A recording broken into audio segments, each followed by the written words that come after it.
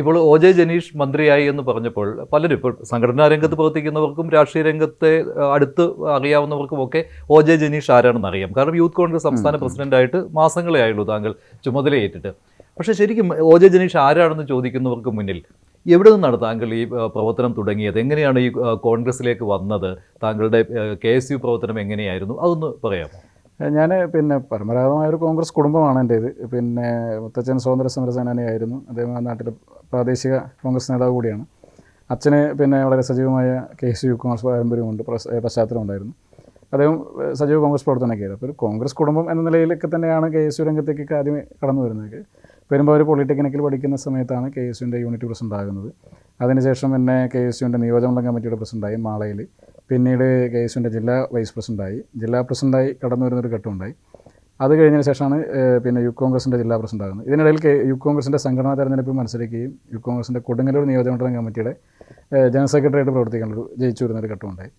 Youth കോൺഗ്രസിൻ്റെ ജില്ലാ പ്രസിഡന്റായി, പിന്നീട് സംസ്ഥാന വൈസ് പ്രസിഡന്റായി. പിന്നെ ഒരു ഘട്ടത്തിൽ സംഘടനയ്ക്കകത്തൊരു മാറ്റം വന്ന ഘട്ടത്തിൽ ഞാൻ സംസ്ഥാന പ്രസിഡന്റ് ആവുന്നത്. അങ്ങനെയാണ് ഒരു സംഘടനാ കാലം കടന്നു പോകുന്നത്. ഒരു 2005 മുതലുള്ള ഒരു കാലഘട്ടം മുഴുവൻ പരിപൂർണമായ സംഘടനാ പ്രവർത്തനത്തിൻ്റെ പശ്ചാത്തലമാണുള്ളത്. അതെല്ലാം താങ്കൾ പദവികളിലേക്ക് എത്തിച്ചേർന്ന കാര്യമാണ് ഈ പറഞ്ഞത്. പക്ഷേ അതുകൂടാതെ താങ്കൾ ഈ പഠനകാലം അവിടെ അനുഭവിച്ച ബുദ്ധിമുട്ടുകൾ അങ്ങനെയൊക്കെ ഉണ്ടാകുമല്ലോ. സംഘടനാ പ്രവർത്തനം നടത്തുവാനുള്ള പ്രായോഗികമായ ബുദ്ധിമുട്ടുകൾ, വീട്ടിൽ നിന്ന് ഉള്ള അതിനുള്ള പിന്തുണ എത്രത്തോളം, പിന്നെ അന്നെന്തായാലും പഠിക്കണം, ജോലി മേടിക്കണം എന്നുള്ള ആഗ്രഹമായിരിക്കുമല്ലോ. അത് സംഘടനാ പ്രവർത്തനത്തിൽ മാത്രം ശ്രദ്ധിച്ചാൽ പോരായിരുന്നല്ലോ. അതെങ്ങനെയാണ് താങ്കളുടെ ഒരു കുടുംബ പോളിടെക്നിക്കിലേക്ക് പോകാൻ കാരണം? പോളിടെക്നിക്കിലേക്ക് അഡ്മിഷൻ എടുത്ത് പോകാൻ പ്രധാനപ്പെട്ട കാരണം ഒരു തൊഴിലധിഷ്ഠിത കോഴ്സിലേക്ക് പോകണം. പ്ലസ് ടു വേണ്ടാണ്. Plus two. അപ്പോൾ തൊഴിലധിഷ്ഠിത കോഴ്സ് പഠിക്കണം, വളരെ പെട്ടെന്ന് ജോലിയിലേക്ക് കയറണം എന്നൊക്കെയുള്ള ഒരു വീട്ടുകാരൊക്കെ ഒരു നിർബന്ധം, താല്പര്യമൊക്കെ തന്നെയാണ്. എനിക്ക് താല്പര്യം LLB പഠിക്കാനാണ്. ആ സമയത്ത് ഒരു ഘട്ടം മുതലേ തന്നെ താല്പര്യമുള്ളതൊക്കെ. അപ്പോൾ പിന്നീട് ഞാൻ പോളിടെക്നിക്കിൽ പോയെങ്കിലും അത് പാസ്സായെങ്കിൽ കൂടി ഒരു വർഷക്കാലം അതിൻ്റെ ഭാഗമായിട്ടൊരു ജോലിക്കൊക്കെ കയറി. പക്ഷേങ്കിൽ കൂടി നമുക്ക് ലോ പഠിക്കുന്ന പോളിടെക്നിക്ക് പഠിച്ചു കഴിഞ്ഞ് ജോലിയിൽ പോളിടെക്നിക്കിൽ പഠിച്ചു. അത് കഴിഞ്ഞതിന് ശേഷം ഞാൻ മാളയിൽ MIL കൺട്രോൾസ് ഇന്ത്യ ലിമിറ്റഡ് എന്ന് പറയുന്ന ഒരു കമ്പനിയിൽ, അത് ലീഡറുടെ കാലഘട്ടത്തിൽ കൊണ്ടുവന്ന കെൽട്രോണിൻ്റെ നേതൃത്വത്തിൽ കൊണ്ടുവന്ന ഒരു കമ്പനിയാണ്. കൺട്രോൾ വാൽവ് ഉണ്ടാക്കുന്ന കമ്പനി. വലിയൊരു സ്ഥാപനമാണത്. അപ്പോൾ അവിടെ പിന്നീട് KSP ഏറ്റെടുത്തു.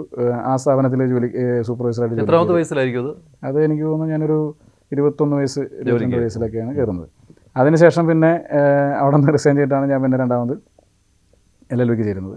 തൃശ്ശൂർ ഗവൺമെൻറ് ലോ കോളേജിലാണ് LLB ചെയ്യുന്നത്. പെട്ടെന്ന് ജോലിക്ക് കയറാനുള്ള ഒരു സാഹചര്യം അന്നത്തെ സാമ്പത്തിക സാഹചര്യമൊക്കെ തന്നെയാണ്. അതിൽ ഞാൻ പോളിടെക്നിക്കിൽ പഠിക്കുന്ന സമയത്താണ് എൻ്റെ അച്ഛൻ മരണപ്പെടുന്നത്. അപ്പോൾ അതിനുശേഷമുള്ള പഠനമായാലും മറ്റു കാര്യങ്ങളായാലും ചെറിയൊരു സാമ്പത്തികമായ പ്രയാസങ്ങളും കാര്യങ്ങളൊക്കെ ഉണ്ടായിരുന്നു. അപ്പോൾ ഞാൻ പോളിടെക്നിക്കിൽ പഠിക്കുന്ന സമയത്ത് കുറച്ച് പാർട്ട് ടൈം ജോബുകളും മറ്റു കാര്യങ്ങളൊക്കെ ആയിട്ടൊക്കെയാണ് എൻ്റെ പഠനമൊക്കെ മുന്നോട്ട് പോയിരുന്നതൊക്കെ. അന്നത്തെ പോളിടെക്നിക്കിൽ പഠിക്കുന്ന സമയത്ത് നമ്മൾ ഇന്നത്തെ പോലെ അന്ന് ഇങ്ങനെ പാർട്ട് ടൈം ജോലി ലഭിക്കാവുന്ന സ്ഥാപനങ്ങളൊന്നുമില്ല. അങ്ങനത്തെ ഒരു കൺസെപ്റ്റ് ഒന്നും അത്ര വ്യാപകമായിട്ടില്ല. 2005 കാലഘട്ടത്തിലേക്ക് തന്നെ. അപ്പോൾ ഇന്നിപ്പോൾ ഒരുപാട് ചെറുപ്പക്കാരൊക്കെ അത്തരത്തിലൊക്കെ പോകുന്നത്. കാറ്ററിംഗ് ആണ് ആകെ ഇടയ്ക്ക് നമുക്ക് പോകാവുന്ന ആശ്രയിക്കാവുന്ന ഒരു വരുമാനം. അതിന് പോകാറുണ്ട് ഇടയ്ക്ക്. പിന്നെ അങ്ങനെ നോക്കുമ്പോൾ നമ്മൾ 4 മണി കഴിഞ്ഞ ക്ലാസ് കഴിഞ്ഞു. അപ്പോൾ ആ സമയത്തിനിടയിൽ പല ജോലികളിലൊക്കെ ആയിട്ട് ഇങ്ങനെ കയറി. പിന്നെ നമ്മളൊരു ഇൻറ്റൻഷ്യലി ചില സ്ഥാപനങ്ങൾ തിരഞ്ഞെടുത്ത് തന്നെയാണ് പോയത്. ഇപ്പോൾ ബുക്ക് സ്റ്റാളിലാണ് കുറച്ച് കാലം പോയിരുന്നത്. അപ്പോൾ കുറച്ചും കൂടിയൊക്കെ അതുമായി ബന്ധപ്പെട്ടൊക്കെ നിൽക്കാനൊരു താല്പര്യം. പിന്നെ അത് കഴിഞ്ഞൊരു ഇൻ്റർനെറ്റ് കഫേയിലാണ് ക്ലാസ് കഴിഞ്ഞുള്ള സമയത്ത് പോവുക. അവിടെ ഒരു 8:30 വരെയൊക്കെ അതിൻ്റെ ഭാഗം. വലിയ അധ്വാനമുള്ള തൊഴിലല്ല. പക്ഷേ എങ്കിൽ കൂടി നമുക്ക് കമ്പ്യൂട്ടറിൽ ഇൻ്റർനെറ്റ് കഫേയിൽ സ്വാഭാവികമായിട്ടും ഒരു സ്ഥാപനം നടത്തിപ്പിൻ്റെ ഭാഗമായിട്ട് നിൽക്കുക എന്നുള്ളത്. അപ്പോൾ കുറച്ചൊക്കെ DTP കാര്യങ്ങളൊക്കെ പഠിക്കാൻ പറ്റും, കുറച്ചൊക്കെ കമ്പ്യൂട്ടർ കാര്യങ്ങളൊക്കെ പരിചയിക്കാൻ. ചെറിയ വരുമാനങ്ങൾ അല്ലേ? ചെറിയ വരുമാനമാണ്. ഒരു മാസം ഒരു 10,000-30,000 രൂപ മാസം കിട്ടും. അന്നത് മതി. അന്ന് ഇന്നത്തെ പോലെ ഒരു സാഹചര്യമുള്ളൂ. 2 രൂപ കൊടുത്ത് ഒരു ചായ കിട്ടുന്ന സമയമല്ലേ. അപ്പോൾ നമ്മുടെ പഠനം നടക്കും, നമ്മുടെ സംഘടനാ പ്രവർത്തനം നടക്കും. അതിന് വീട്ടിലെ ഡിപ്പെൻഡ് ചെയ്യുന്ന സാഹചര്യമില്ല. പൊതുവിൽ വീട്ടിനെ ഡിപ്പെൻഡ് ചെയ്യാവുന്ന ഒരു സാഹചര്യം അന്ന് എനിക്ക് തുടക്കത്തിലൊന്നുമില്ല. ഇങ്ങനെ സാമ്പത്തികമായ സാഹചര്യങ്ങളില്ല. അപ്പോൾ നമ്മളെ സംബന്ധിച്ചിട്ട് കുറ്റബോധമില്ലാതെ സംഘടനാ പ്രവർത്തനം നടത്തി പോകണം. 1. 2, സ്വന്തം കാര്യങ്ങൾ കൂടി അതിൻ്റെ ഭാഗമായി നടന്നു പോകണം. കഴിയുമെങ്കിൽ വീട്ടിലെ സാഹചര്യങ്ങൾ വളരെ പരിമിതമാണ്. പിന്നെ അനുജൻ അനുജനാണുള്ളത്. അദ്ദേഹം പ്ലസ് 2 കഴിഞ്ഞതിന് ശേഷം പിന്നെ പുള്ളിക്ക് ഫോട്ടോഗ്രാഫിയൊക്കെ ഒരു താല്പര്യത്തിൻ്റെ പേരിൽ അപ്പോൾ ആ ഒരു മേഖലയിലേക്കാണ് തിരിഞ്ഞു. പിന്നെ തുടർന്ന് പോകുന്നതിന് ഈ സാമ്പത്തിക സാഹചര്യങ്ങളൊക്കെ ഒരു പ്രയാസം ഉണ്ടായിരുന്നു. അപ്പോൾ അദ്ദേഹം അങ്ങനെ പോകാൻ തീരുമാനിച്ചുകൊണ്ട് കുറേയേറെ കാര്യങ്ങളിലൊക്കെ എനിക്കും പിന്നെ ഒരു സ്വാതന്ത്ര്യം കിട്ടി.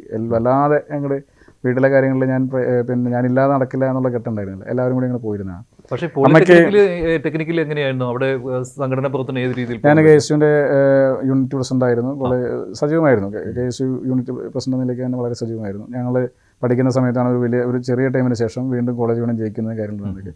അപ്പോൾ ആ സമയത്ത് വളരെ സജീവമായ സംഘടനാ പ്രവർത്തനമാണ്. ഇതൊക്കെ പോകുന്ന സമയത്ത് രാവിലെ മുതൽ ക്ലാസ് തുടങ്ങിയാൽ വൈകുന്നേരം വരെയുള്ള സമയവും സംഘടനാ പ്രവർത്തനങ്ങളും പിന്നെ അതുപോലെ തന്നെ കോളേജുമായി ബന്ധപ്പെട്ട ആക്ടിവിറ്റീസും കഴിഞ്ഞാൽ നേരെ വൈകുന്നേരം ആകുമ്പോൾ പിന്നെ സ്ഥാപനത്തിലേക്ക് വിളിക്കുകയാണ്. കോളേജിനടുത്ത് തന്നെ മറ്റൊരു സ്ഥാപനം, ഒരു ഹോംമേറ്റ് എന്നാണ് അതിൻ്റെ പേര്, എൻ്റെ ഓർമ്മ ഇപ്പോൾ സ്ഥാപനം ഉണ്ടോ എനിക്കറിയില്ല.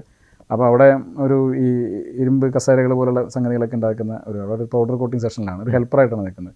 അത് 5 മണിക്ക് കയറി കഴിഞ്ഞാൽ വെളുപ്പിന് ഒരു 3:30 മണിക്കാണ് അവിടെ നിന്ന് ഇറങ്ങുന്നത്. എനിക്ക് ഉറക്കം നഷ്ടപ്പെട്ട ഒരു കാലം കൂടിയാണത്. കാരണം അതിനുശേഷമാണ് ഇങ്ങനെ നമ്മളുടെ ഒരു സ്വാഭാവികമായ ഒരു ഉറക്കം നഷ്ടപ്പെട്ടൊരു സമയം കൂടിയാണ്. അതായത് പോളിടെക്നിക് വൈകിട്ട് പിന്നെ അപ്പോഴും ഈ പറയുന്ന ഇന്റർനെറ്റ് കഫേയിലും മറ്റു സ്ഥലങ്ങളിലും വീണ്ടും പോകും, കിട്ടുന്ന സമയങ്ങളിലൊക്കെ പോകും. പല പല സ്ഥലങ്ങളിൽ എല്ലാം പെരുമ്പാവൂർ പോളിടെക്നിക്കിന്റെ പരിസരങ്ങളിലാണ് ആ 3 വർഷക്കാലത്തിനിടയിലാണ്. അപ്പോൾ അത് കഴിഞ്ഞ് പിന്നീട് കോഴ്സ് കഴിഞ്ഞ് അവിടെ കുറേ നാളും പോയി. പിന്നെ അവിടെ കോപ്പറേറ്റീവ് സർവീസ് സഹകരണ ബാങ്കിൽ നിന്ന് പെരുമ്പാവൂർ MLA മനോജ് മൂത്തേടനാണ് അന്നത്തെ അവിടെ പരിസരത്തുള്ള KSU നേതാവ്. അപ്പോൾ അദ്ദേഹം ആ ബാങ്കിലെ സെക്യൂരിറ്റിയാണ്. ലോ അക്കാഡമിയിൽ ലോക്കലിൽ പഠിക്കുന്ന സമയമാണ്. അപ്പോൾ എല്ലാ സമയത്തും പുള്ളിയും പഠിക്കാനൊക്കെ പോകുന്ന സമയത്തൊക്കെ നമുക്ക് കൂടി അതൊന്ന് അതിൻ്റെ അസോസിയേറ്റ് ചെയ്ത് നിൽക്കാൻ വേണ്ടി കഴിയും. അപ്പോൾ ചെറിയ വരുമാനം അതിൻ്റെ ഭാഗമായിട്ട് കിട്ടും. അപ്പോൾ രാത്രി നമ്മൾ വെറുതെ കിടന്നുറങ്ങുന്ന സമയമാണല്ലോ നമ്മളിതിനൊക്കെ ഭാഗമായിട്ട് പോകുന്നത്. അങ്ങനെ നിന്നിരുന്നു. എനിക്ക് പിന്നെ അതിന് ശേഷമാണ് പിന്നീട് ഞാൻ LIC ഏജൻ്റ് ആകുന്നത്. പിന്നെ ഇങ്ങനെയുള്ള ഈ HDFC ബാങ്കുകളിലൊക്കെ കയറി ഈ അക്കൗണ്ട് ഓപ്പൺ ചെയ്യുന്ന രീതിയിലേക്കുള്ള ഒരു പ്രവർത്തനമൊക്കെ ആയിട്ട് പോകുന്നതൊക്കെ. ഇടയിൽ പാഠപുസ്തക സമരം വളരെ സജീവமான സമയം. അപ്പോൾ ഈ LIC ഏജൻ്റ് എൻ്റെ പ്രവർത്തനവും പിന്നെ ഇങ്ങനെയുള്ള കാര്യങ്ങളൊക്കെ ഉണ്ട്. അപ്പോൾ അങ്ങനെ വീണ്ടും പാഠപുസ്തക സമരത്തിൻ്റെ സമയത്ത് വീണ്ടും ഇങ്ങനെ കോഴ്സ് കഴിഞ്ഞ് പെട്ടെന്ന് ജോലിക്ക് കയറാനുള്ള മാനസികാവസ്ഥയിൽ നിന്ന് അറിയാതെ വീണ്ടും ഇങ്ങോട്ട് ആ സമരത്തിൻ്റെ ആണ്ട് ഭാഗമാവുകയാണ്. അപ്പോൾ പോളിടെക്നിക് കഴിഞ്ഞു. പിന്നീട് 1 വർഷം കൂടി കഴിഞ്ഞിട്ടാണ് ഞാൻ അപ്രന്റീസ്ഷിപ്പിൽ ജോലിക്ക് കയറുന്നത്. അപ്പോഴൊക്കെ തൃശ്ശൂർ ഇങ്ങനെ കേസ് സമരങ്ങളൊക്കെ നടക്കുമ്പോൾ നമ്മുടെ മനസ്സ് എപ്പോഴും ഈ പറയുന്ന പോലെ ഇങ്ങോട്ടൊക്കെ ചലിച്ചുകൊണ്ടിരിക്കുകയാണല്ലോ.